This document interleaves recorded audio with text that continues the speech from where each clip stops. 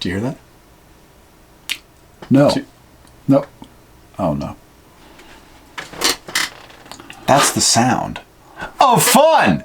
Oh, God. We're excited to be here, aren't we? Yeah! This is not, I repeat, is not the third video that we have filmed so far today. He gets a little punchy when we get video. When the other two that you've watched probably before this one have come out in the past 2 weeks, and we have the exact same clothing on, rest assured, my friends. 3 different days of wearing the exact same t-shirts.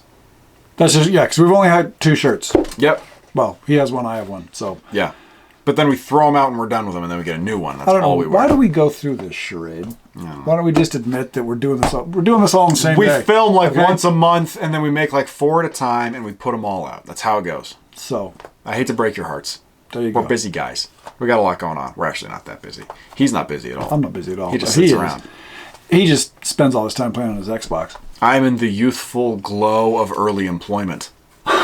So, that'll get no cash. That glow will be hammered out of him soon. Yeah, it's already going. Yeah. But anyway. That's it. That's neither here nor there. You don't want to hear about Today we're going to talk about Dungeons & Dragons. Let's get started!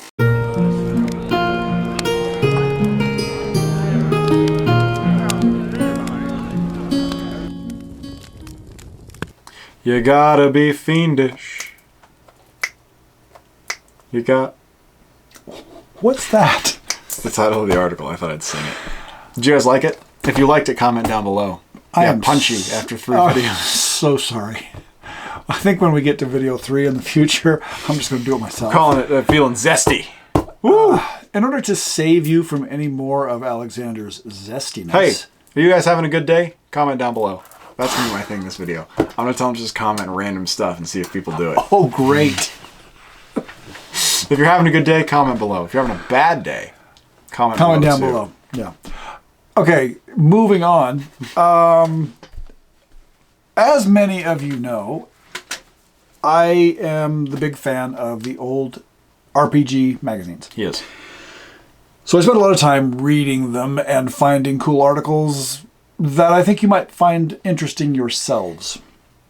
And as you also probably know, if you've watched any of our earlier videos, I really like the magazine Different Worlds, which came out in the late 70s into the 80s.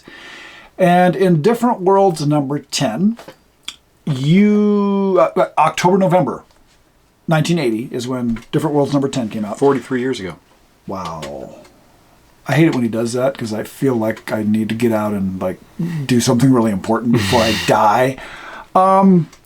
There was a section. Okay, I get a little punchy too. There was a section that appeared numerous times in Different Worlds magazine, and it was called Better Game Mastering. For my English friends, I should say better game mastering instead of better. Better as opposed to better. Anyway, I'm sorry. You've done this for 3 hours. In the section called Better Game Mastering, there is an article by a man named Larry DiTilio. Larry. I really like the contributions by Larry DiTilio because he has a sense of humor and he has some pretty insightful things that he said back then. Hey, we had somebody say that they actually maybe knew one of the people who wrote one of these articles.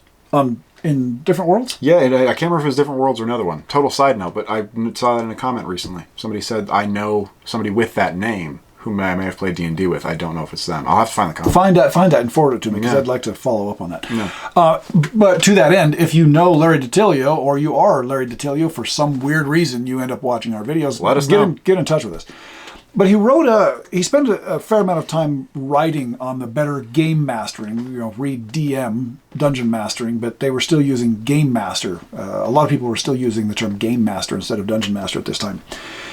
He wrote an article called You Gotta Be Fiendish. And really the crux of the article... Stop it. The crux of the article is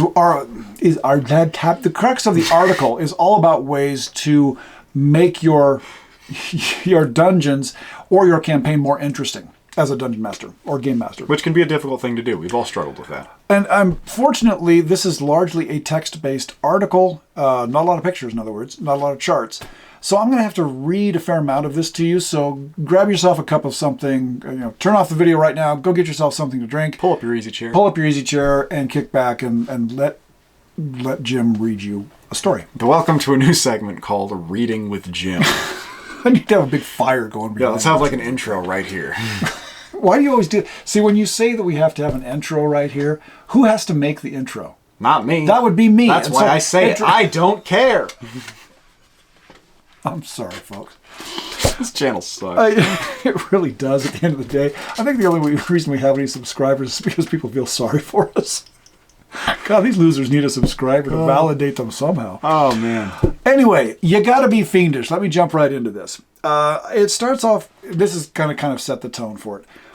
Larry DiTilio writes, the perennial task of a good game master is to wog-boggle, which I love that word, bamboozle, bedraggle, and otherwise bedazzle the heck out of his or her players.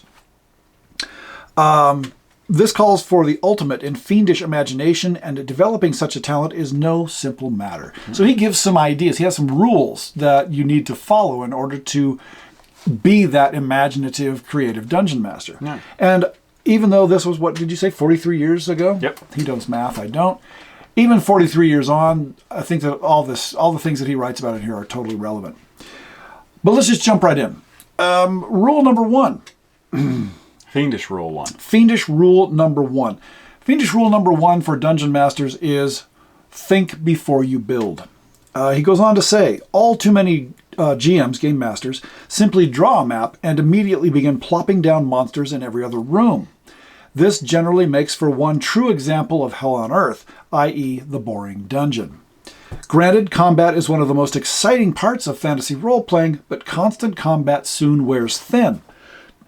I am reminded of a great example of this, a pickup dungeon I happened to delve into during DundraCon 4. I think DundraCon is still going on. This ill-conceived run went something like this. Game Master. As you enter, they're waiting for you. Player. What are they and what are they doing?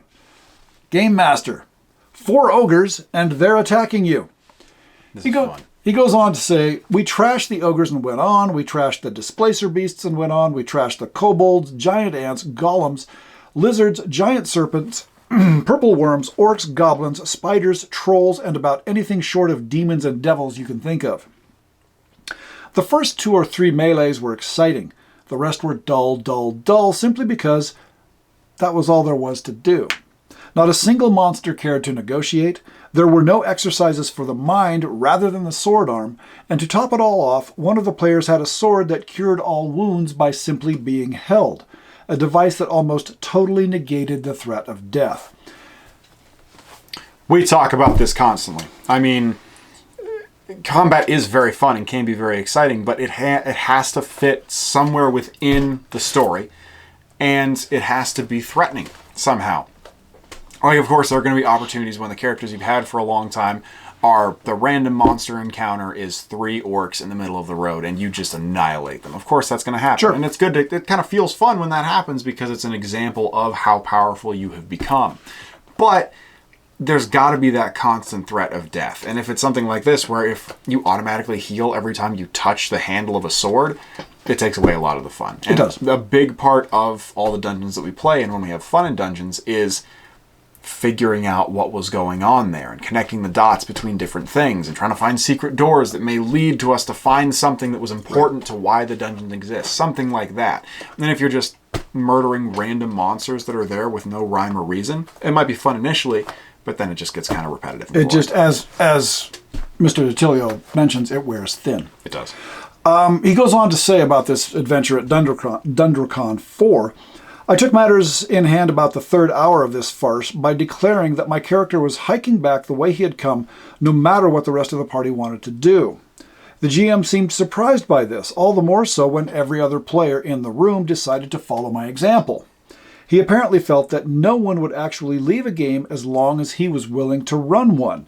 It seems to be a common fallacy among such paragons of bland gaming that any expedition is better than no expedition. And Yeah. There are a lot of people who do think that. Yeah. And they're not willing to put in, they figure if they just sprinkle a bunch of monsters into not just a dungeon setting, but an outdoor setting or a town or whatever, and gosh, you get to fight, that's going to satisfy everybody simply because they get to roll dice, and that's not the case. And I will say, there are people who just like to fight, and that is it. We have known people and played with people who are this way. Yes. But I think that as a rule, the majority of people you're going to play with need some sort of storyline in there as well. It can't just be unmitigated violence nonstop. And I think that for a lot of people who like to just fight, I'm wondering if they've never been exposed to the, you know what, you're going to have to think your way past this problem. You're not going to be able to get out a sword. You're not going to be able to run in there and attack.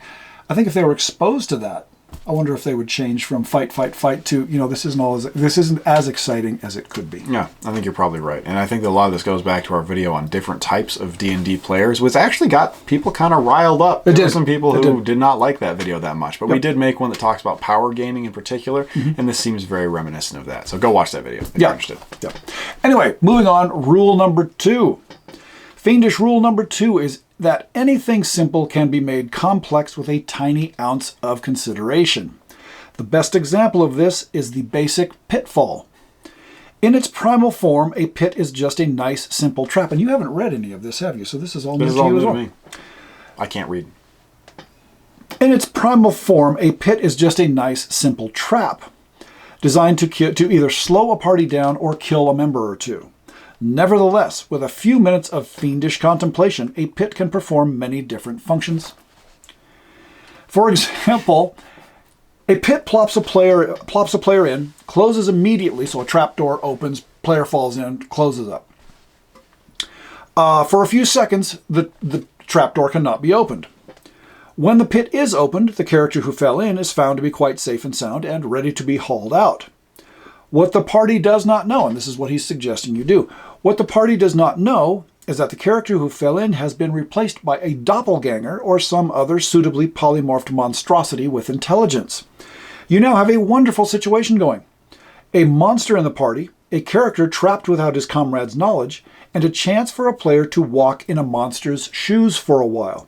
As this is obvious, you must tell the replaced player that he has been replaced and hope that he will appreciate your awful cleverness enough to go along with the scheme. Of course, if he balks, inform him that his character is, after all, in your clutches and cannot be saved unless he does go along. I love this. And he goes on a little bit more into this, and we'll get to that in a second. But yeah, changing the simple pit trap into something that is going to, oh gosh, I fell in, and even have somebody take a little bit of damage from falling in there. Or maybe they fall on a spike and it causes them, 2d6 damage. But that's just what everybody thinks is the majority of what happened, when the actual problem, they don't even know has happened. Yeah. And if your players play with you long enough and they know you do those kinds of things, that's going to up the game for them immeasurably. Absolutely. And I think that one of my favorite things that ever happens that makes games really, really exciting is when there is individual communication between a DM about what's going on and one of the individual players about what's going on. It's not announced to the group, it's written on a piece of paper and passed to them, or it's texted to them or something like that. It adds some mystery into things, and it challenges the players to lean into role-playing as much as they can, and playing their characters to the absolute max. And that just makes the whole experience better for everybody. Being on your toes. And he gets into that. He gets into exactly what you just said here in just a second. You'd think that he did read this, but he's so wise. Doesn't read. Mr. DiTilio goes on saying, complicating the simple should also apply to any room stocked with large amounts of treasure. And this is something that I have mentioned to you that you guys have done in my world for forever. And all the players prior to Alexander even being born have done this in my world. Large amounts of treasure. The simple way is, of course, to put a terrible guardian in the way and force a party to fight it. I'll go for this, but I'll add an unexpected trap or two to make the goal harder. Most parties don't think of a backup obstacle once they've fought something really tough, making it easy to suck them into the situation. Moreover, I am a big fan of hiding the more valuable treasures, even if they are guarded. Usually in some devious fashion that requires thought on the part of the players. Many a party in my mazes have hacked up the guards and then contented themselves with a few bags of gold which are in plain sight, never realizing that beneath those bags is a trapdoor leading to the real prizes. Consequently, the masters of the dungeon remain well-to-do and unassailable, while the players secure only a tiny fraction of what they could have had. This is fiendishness at its absolute best. It is, though, because I remember going into a dungeon with my main character in his world when I was very young, and this exact thing happened. We had managed to make our way out to this big pillar that was in the middle of basically a bottomless pit in a cave and had a bunch of treasure on top of it. And we were like really excited. We got a bunch of treasure. This is really cool. But only after some further inspection of what was going on the pillar was another treasure room revealed, and we came down and got a lot of the really powerful magical items that may or may not still exist today. It's Schrodinger's magic stuff right now. But we have something going on. But yeah, we found a lot of more powerful things. And I know for a fact that if I were to go back to that dungeon today, there is still a ton of stuff in there that I have not found because it's all, that exact same thing has happened. There's secret things that are hidden that have been disguised to kind of distract with smaller stuff. And then we never think to go and try and find the bigger stuff because we're contented with it. Well, and you're so excited to have found a thing that you give up and say, let's get out of here, when there are 7 other A things that are equally as powerful somewhere else. Which sometimes is the right call, especially when you know that there's other bad stuff down there and more bad things can happen. Your character should not be greedy all the time, and strategy and planning and taking things slowly and carefully is always important if you want those characters to survive. But don't give up straight out of the gate. Go back. But in addition, knowing your limitations is extremely important, because if you push that envelope too far, that's when you're going to die. Yeah. At least in my campaign. Yeah. That's why I never pushed the envelope too far. Anyway, rule number 3. Fiendish rule number 3. Yes. He says, my third fiendish rule is a delayed action payoff. That delayed actions payoff. I love this. One of the opportunities many game masters miss is the chance to make players say, how in the world did that happen? Poison is a good example of this. Most GMs simply have an immediate save against ingested or insinuated poison, at which point the toxin either works or it fails. I can see this when the poison comes from say, the sting of a giant scorpion. But it bothers me when someone drinks from, let us say, a poisoned well. I dislike instant poisons, preferring slow death from toxic means, which enables me to withhold saving throws for as long as an hour or so after the poisonous substance has been imbibed. This really irritates players, since suddenly they are losing hit points or making saving throws with no real idea as to why. Moreover, delaying poison effects keeps the victim from being instantly cured by a spell which might be used before the fact that the victim is poisoned is known. In other words, some other party member who is actually stung by the aforementioned scorpion, they have to cast the slow poison or cure poison spell on that person, and the person who drank the poison and it's slowly working their way through his system, he doesn't get that benefit and he ends up dying. Yeah. He said, Mr. DiTilio also says, I am also a fan of contact poisons and delaying their effects, which adds to their viability as far as killing someone is concerned. Another great ploy is causing the party to take some action which seems to have no immediate effect. I do this a lot. My most beloved example is a statue at the entrance to a second level of one of my labyrinths. The statue has 4 arms. 3 of which, if pulled upon, have an immediate effect. They open a door, something is exposed in the floor, whatever. The 4th arm merely gives without any noticeable consequence. What the heroes and heroines don't know is that this arm summons a troll guard to the entrance of said dungeon, or to the room that the statue is in. Said guard arrives beyond the door in just a few rounds. What generally happens is that the party gets to the statue first, moves the arms, and then explores the rest of the room. However, there is always one rummy that keeps pulling on the arm that calls the guards, pulls it over and over and over, trying to figure out what the arm does. He's hoping to get their charisma raised or something similar. By the time the group opens the door, there is a veritable horde of troll guards there because the arm has been pulled so many times. To spice this up, another of the statue's arms If you pull it, it seals off the entrance that the players came in when they first entered the dungeon. So again, it's a delayed action effect, and it makes you a little more circumspect as a player about what you do. You have to be warier. You have to think more deeply about things before you do them. And of course, there's still instances where you do this dumb stuff. Sure. Everybody does. Every player does. And you're not thinking. You're just like, oh, I'm going to pull this arm a couple times because there's got to be something that happens here. It's part of the adventure, but once it happens to you a couple times, then you get to the point where you're starting like, oh, well, maybe none of this is real and I shouldn't actually go in here. Right? So I should be thinking at least very, very carefully about every single decision I make in one of these places.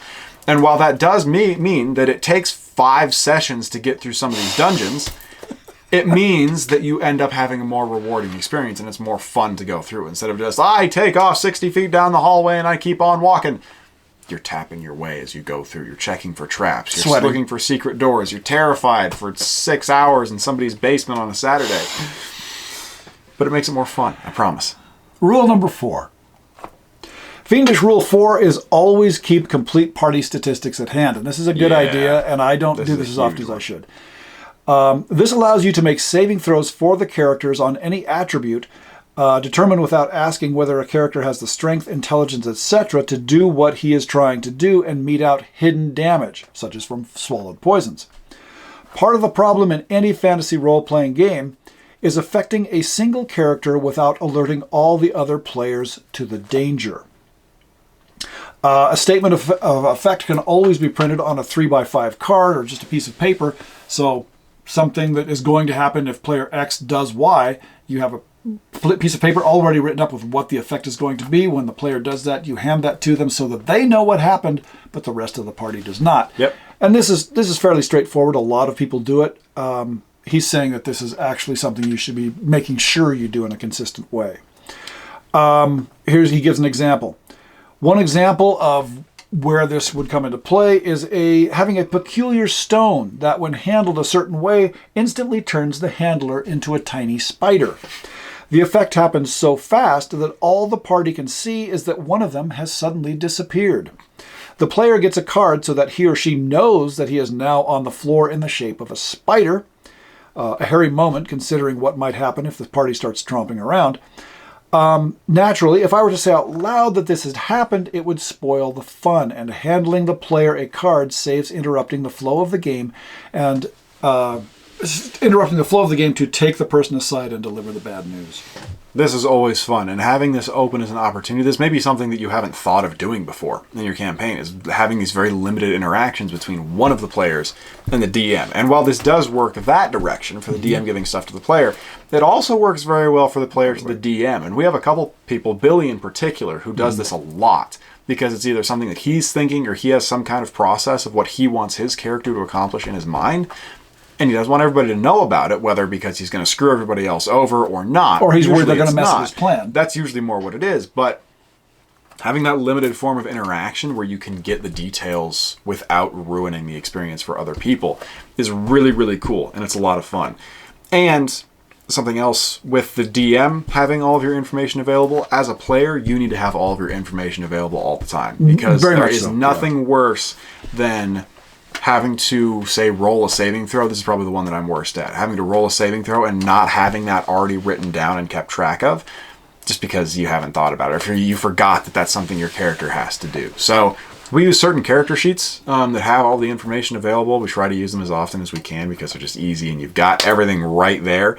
Just make sure you've got it all so it doesn't interrupt the flow of the game, having to find some page in a book and go through and all that stuff. And one of the things that really bothers me, and I have very little tolerance for it, is when we're playing a game and I say to someone, well, how many arrows do you have left? Oh, I don't know. Yeah. Okay, then I'm going to assume you dropped them all along the corridor, and they're all 20 of your quiver of arrows. For some reason, your quiver got a hole in the bottom, and all your arrows have fallen out. Because if you're not keeping track of the arrows that you shoot, that's just not right. Then you've lost your privileges. Yeah, exactly. You've lost your privileges. I, as a young boy, was lectured several times by him for making these mistakes, and which looking back on it is objectively really funny. Oh, yeah. Yeah. But it is important stuff to figure out, because when you're playing people who have, a certain way they want the game to be played and they want to flow to work in a certain way, you've got to have this stuff memorized. Well, and the thing is, it can also affect the story because, when you get down to the point where you know that you have 3 arrows left and you have 5 targets, that's going to influence what happens. And it's huge. And I will say, this is not to intimidate new players from coming in without having all of the rules memorized. No, that's totally different. If there is somebody new or multiple people new who are coming in, there is a complete understanding. This is a deeply complicated game, and there are a lot of things that need to be figured out. But if you all have been playing for 30 years plus... Or 10. Yeah, or 10. Or 5. 2, you got to have this stuff down because you need to step up. Because it does impede some of the storytelling that can take place. Anyway. Rule number 6. Fiendish rule number 6, we skipped number 5. Fiendish rule number 6 is keep limits. He mentions here, one such area with making sure that you keep limits regards damage of a specific nature, such as severing of limbs, breaking of bones, etc. If you include such specific damage in your game, don't blow it by merely rendering the damage and then letting the character go on jumping pits and climbing ropes as if he had a hangnail. So if you're having that kind of level of realism, you have to limit what characters can do based on their current situation. You've got to place limits on things based on what's happened in the story. Yeah. Another area of concern regarding limitations or limits should be any physical activity that requires some measure of strength and dexterity. It has always bothered me that game masters allow any character to shinny up ropes or sidle around pits as if everyone was Conan the Barbarian. I just can't see a mage hand over handing it up a rope or even successfully bracing one, and I think it's reasonable to not even allow it. Mm-hmm. By the same token, instant lock picking, and this is something that I haven't thought too much about, but I'm going to start. We've started doing it a little bit. By the same token, instant lock picking should be discouraged since it takes some measure of time to do so, depending on the experience level of the thief. Judicious restriction in these admittedly minor elements of a fantasy role-playing game go a long way toward keeping a party in check and giving each character, this is very important, more individuality in the play. It also makes it harder to just outrun what you don't want to tackle. And I think that giving players individuality, I think that's one of the keys. That's one of the problems that I have with later editions of Dungeons & Dragons, is that in the early editions, you had to have a diverse party. You had to have a thief. You had to have a cleric. You had to have a fighter. Yep. Because everybody brought their own skills to the table. And then when you played, each person got to play a role in the scene, as it were.